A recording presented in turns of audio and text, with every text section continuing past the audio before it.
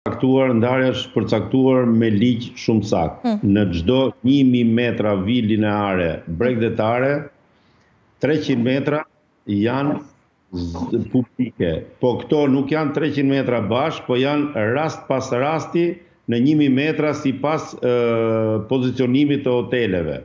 Domethënë, këto 300 metra në çdo 1000 metra duhet të jenë patjetër o publike bosh ose të përdorura nga bashkia me shezllona me një çmim dysheme simbolik për qytetarët të cilët kanë dëshirë të kenë shezllona dhe çadra. Por të përcaktuar, kjo është përcaktuar shumë mirë në ligj dhe është shumë e qartë nga të gjithë. Problemi është që a do zbatohet siç është në ligj apo jo.